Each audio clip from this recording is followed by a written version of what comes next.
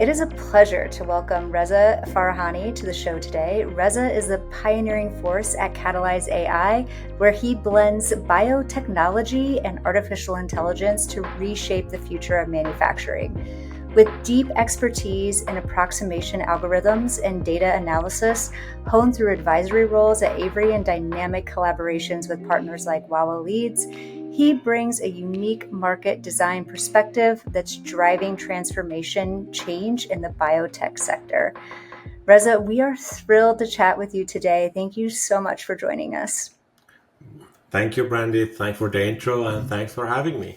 Yeah, absolutely. Well, let's jump right in here. Can you just tell us about your background and the journey that led you to found Katalyze AI?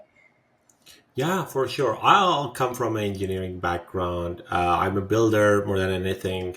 I started my journey as an engineer, data scientist around 2015, 2016, and after a while, doing data science, ML, AI work. At the time you needed to write this neural net stuff from scratch. I moved and joined the Boston Consulting Group, BCG, as an AI expert in Toronto. I was working with them for a couple of years. A lot of stuff under the moon. I did enterprise AI, building solutions for financial sectors, for manufacturing, uh, like CPG, consumer product goods. So always building those in that building mode, even when I was at consulting. Left during COVID, started my journey as an entrepreneur. I had my first startup called Work From Home. That was a response to the remote work happened after COVID. We took the company from zero to half a million user in only 18 months, raised a couple of $1 million, Wow. and had an exit after just 18 months. And after that, I started Katalyze. That's kind of like a quick journey of me, always in the builder mode from the starting point, up to now. Yeah. Yeah, well, and it's a little bit of a pivot, right, into this world. So, what was the inspiration behind launching Katalyze, and how has that vision evolved? Yeah. So Katalyze is an interesting idea, and being biased as a founder here, but the whole space of biomanufacturing is very interesting to me. Hmm. The reason behind it is when we started biomanufacturing, that get back to problem during the World War when they wanted to start producing penicillin. Uh, we have used that format, what we call it, the precision fermentation. What does that mean? Is we are using a live organism to produce a specific molecules, Hmm. and inherently as someone who's interested in the engineering and chemistry, that's very very interesting. So your unit of manufacturing is a live organism, is a cellular, is a cell.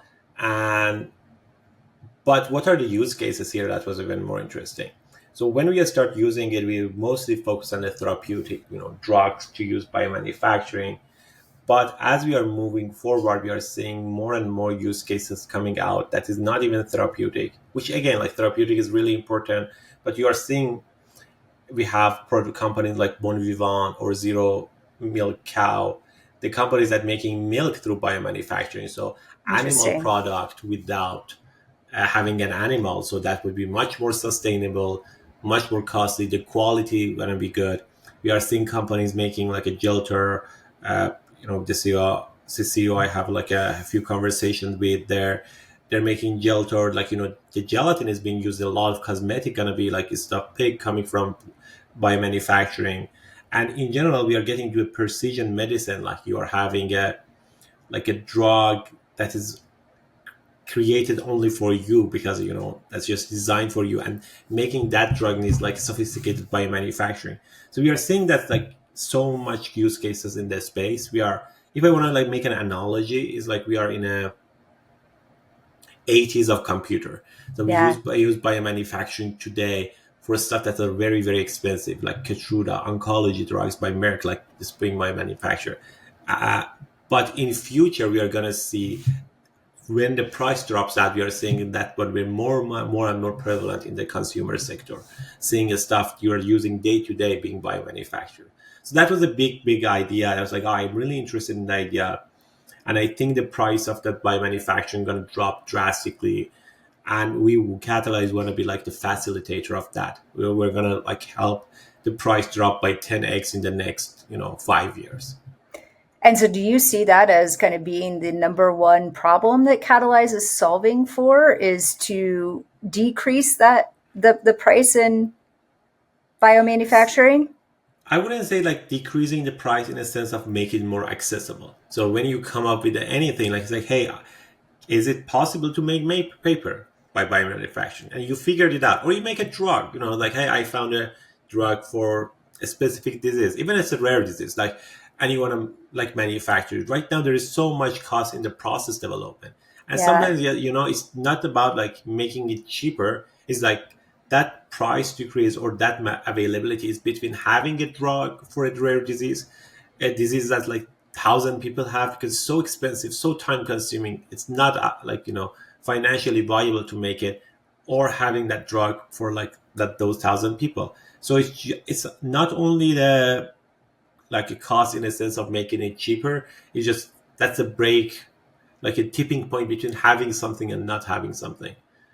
Yeah, so it's not even necessarily, I hear you 100%. So it's really just creating an available market, right? For these things that otherwise it doesn't make sense to make. I mean, you're talking about any sort of rare disease, personalization of medicine.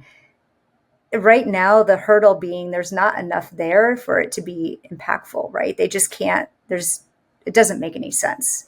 Exactly. And like use cases are so prevalent, so much. Yeah. We are talking to companies that are making like right now vaccines that are mRNA vaccines for ag tech, to make it like, resistance to the diseases that they get. So that's gonna be like, it's very futuristic, like no pesticide, getting used there, and you still get your like, can get your product without any issues, without any disease. So there are many use cases exist that even we today we are not like, we don't fathom them, we don't understand it. But if you Yeah. make that technology available, like when you start making computer, no one was thinking about the social media as a technology. Yeah. So to us, this is like a very fundamental technology that can make production of complex molecules available, and and what those complex molecules do, it's up to the like, we don't know what are the use cases.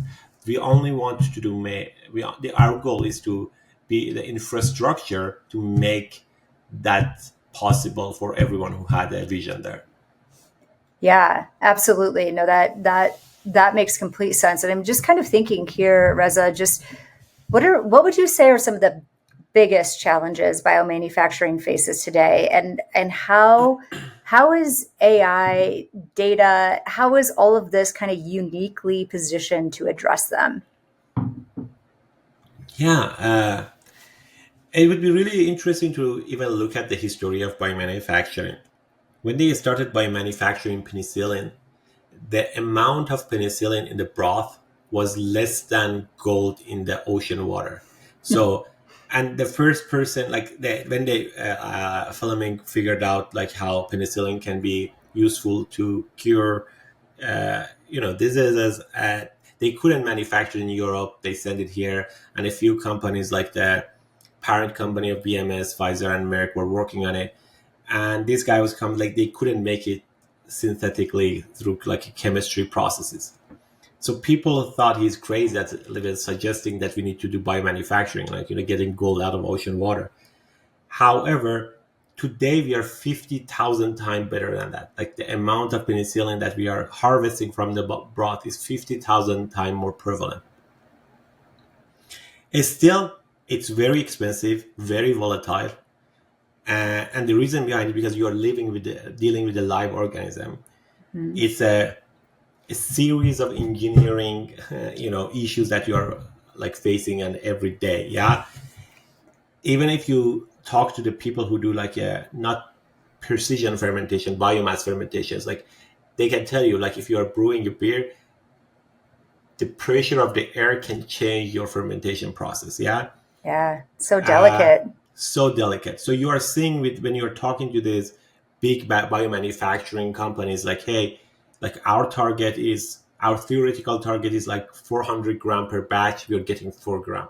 The gap between what your theoretical limit is and what you're doing is like like so much. And between that target, even that you put yourself, like that 1% target that you put for yourself, you are seeing there is variation. You see high level of variation. Like if you are putting a sugar like as a source of energy for your microbial, and that sugar is like the crystal size is a little bigger, maybe it doesn't solve as much as you want, and that can change your whole processes. So there is a lot of variation. There is a lot of sensitivity because you are dealing with live organism. Hmm. This is inherently a hard thing to figure out, and it's really difficult for a human because the amount of data, amount of variation, if for the people who understand like data science, the dimensionality of the problem is too high for a person to fathom it. So the only way to deal with this one is a data driven way, and using like advanced algorithmics to monitor, predict, and recommend solution. So, what is the reality? Because yeah, I see that just as being a massive advantage to be able to kind of push forward and allow for more production to happen in some of these variable environments. So what are some of the like what's happening currently? Like what does that look like? So you've got it you've got a production yield expectation and you're just not meeting that. Like what does this look like for companies? Yeah, I mean, if you guys follow the news, you can see like we are in the biggest shortage of drugs currently in the US. I would say in the world. Yeah, uh, out of top 20 drugs, 17 of them are biomanufactured, and Hmm. like there are like half of them are in the shortage. Like if you make one new dose of like specific vaccines, there's a buyer on the other side. So what you're gonna do? Either you are gonna invest billions of dollars to make like open up new facilities. So that's very common right now. It's like, hey, go, and the companies cannot like afford it. Usually, like there is so much subsidies coming in, like taxpayers' money is coming in. To just like invest Yeah. in a facility, billions of dollars to just open up a new facility. These are big facilities, like so big. Like these tanks are so big. To take them out, you need to tear down a wall to take them out and bring them back in. Very, very costly. And for optimizing your current process is usually throwing people at problem. It's you there, you hire more scientists, you hire consultant all throughout that problem to just find the point solutions. Like, hey, maybe we need to change this filter today. Like in the like I change it to another type of filter. Maybe we get like a couple percent more on yield. And most of the time it pays for it, even if you spend millions of dollars on like studying at a filter and you change it and you get like a 3%, 4% lift, that pays for itself. However, like mostly the current situation is dealing with it with like throwing people at the problem.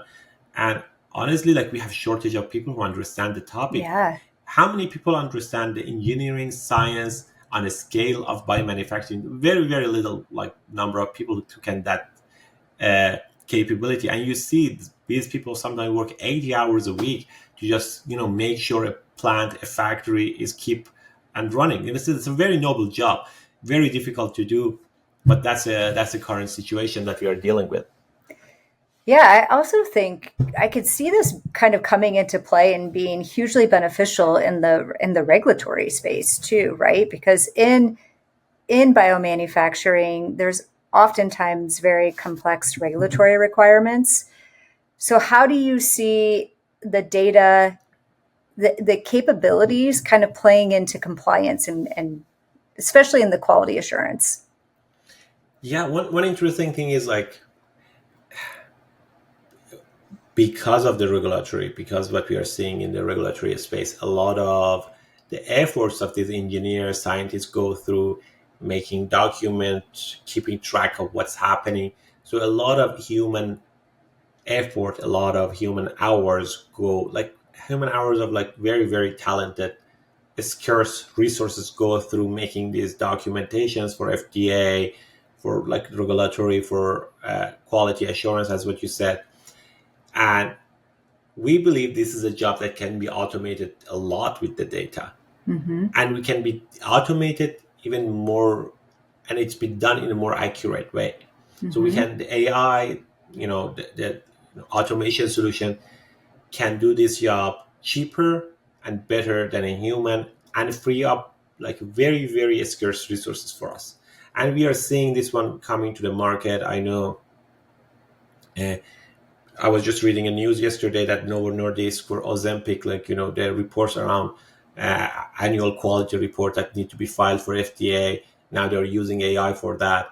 And that process is fully being GMP validated. Uh, we are seeing this one is coming up, and that's very, very good news for the people doing this one, because that's something we need to do. Honestly, I would not advocate just reducing any regulatory for the manufacturing of vaccines and therapeutic. So the other way is that using AI to make that easier for everyone, and reduce the cost.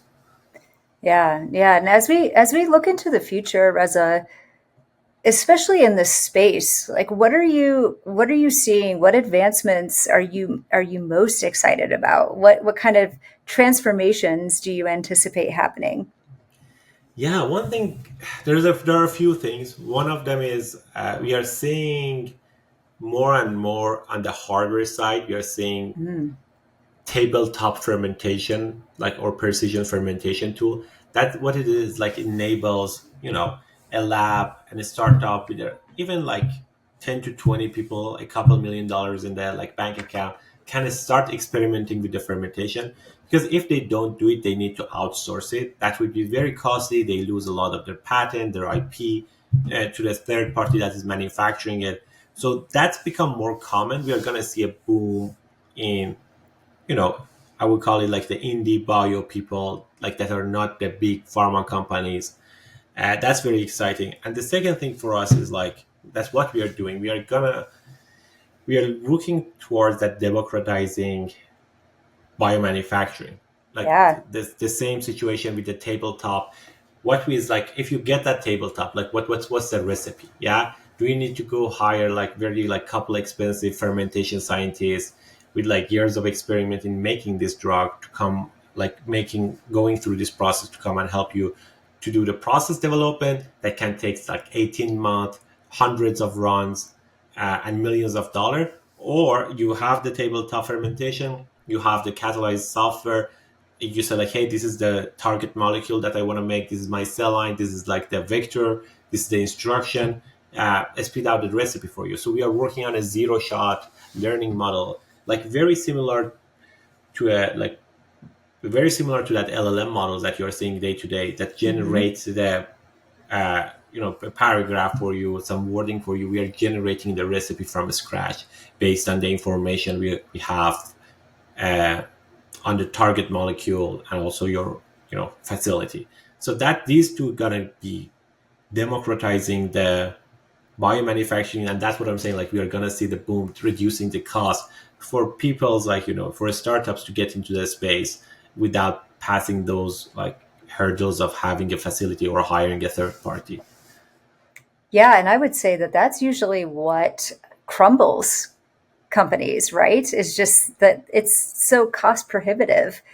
And when you're talking about like indie biomanufacturing companies, so startups, they're looking, they're that's where innovation happens.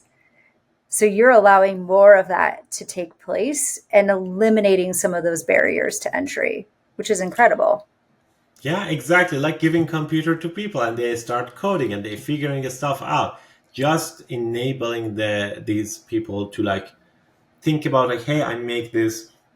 I think this is a very like good use case to make, again, like, I'm going back to the gelatin, like, without pig. But like, how are we going to commercialize it? How are we going to make it, produce it? If you can reduce that time and you see more of this company coming on, like, there's a lot of animal product that going on, that could be done so much cheaper, so much better. We are talking about silk. We are talking about, uh, meat. We are talking about like very, very interesting use cases that I hear every day because I'm in the community. It's like, oh, this is super exciting. What prevents you from like taking that to the markets? Like, the cost of like the figuring out how to make this one in a commercial level. That's the problem. Yeah. If you figure that problem out, there is so much stuff gonna get resolve, and the rest of the domino is just going to fall through for them.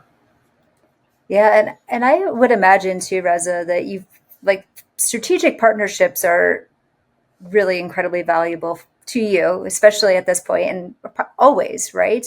Yeah. Are there some key partnerships and collaborations that have been kind of driving the innovation at Katalyze?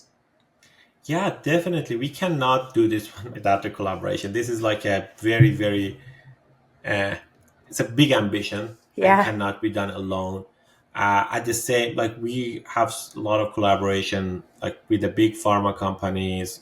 We work closely with Sanofi, one of the big pharma manufacturing based on France. We work closely with a few universities, both in Canada and in California.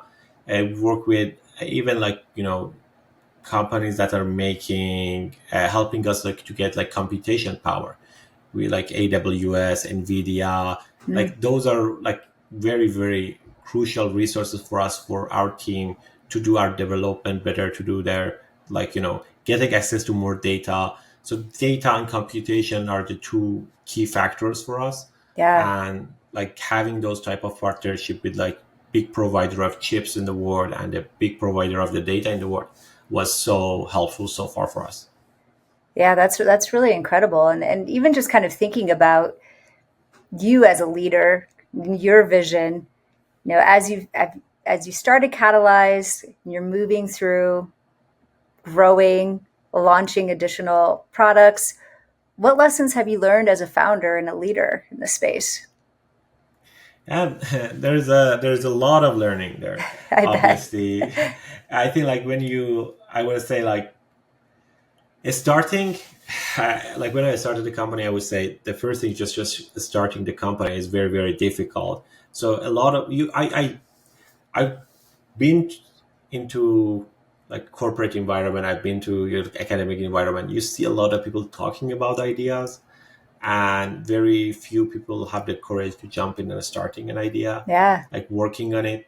So I would say that's number one. I encourage, I want to see more people doing this. I want to see more people getting to the weeds and starting a company, doing the stuff, and at least experience how does it work, because being in the other side just gives you a different perspective on life, different perspective on like how business works.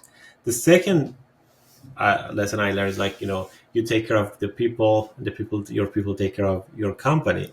That's a big one. Like we try to, after a certain number of people that you pass, you don't have a full grasp of like every piece of the company you do. You just want to have people that do the job the best, maybe like better than you, and in this I like in the sector that you're doing. I cannot do the both coding and also like all the sales and everything. So you want to make sure you find right people that do the job better than you, and Yeah. give them and train them like, and give them the freedom to do their job in the best way possible.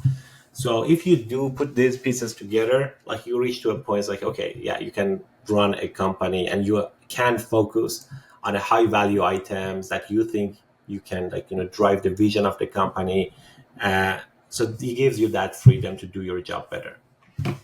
Yeah, and kind of even just thinking about what type of advice would you give to folks in biomanufacturing, and it's just getting a kind of wrapping their arms around the capabilities and what they can start doing with the data, with the information that they already have. Like how do you get them to kind of just take the next step, take the plunge? Yeah, I mean, like the thing that I want to say is that just try experimenting with the stuff. That could be even that you can invest if you have the capability in building the stuff, that's fine. But there are so many interesting tools out there that can help you to do your job better. Just have the courage to take the risk and try stuff out. And that's a big one, because we are in the space that like there is a lot of moving parts happening. Mhm. And if you don't get caught up with the pace that the technology gonna is moving forward, you are gonna be the lagger, and you are gonna pay that off some one way or another in the next couple of years. We are Yeah. seeing how some of the players who adopted the new technologies, the new AI, just moving so fast, so quickly, uh, and how the ones that are not, they're like falling behind. It's very, very obvious that the speed of execution matters, and AI is drastically improves the speed of execution. We are seeing, and this is even beyond bio, we are seeing more and more companies that are coming with $100 million ARR, billion-dollar ARR, with such small teams that is built around AI. So if you are a heavy, you know,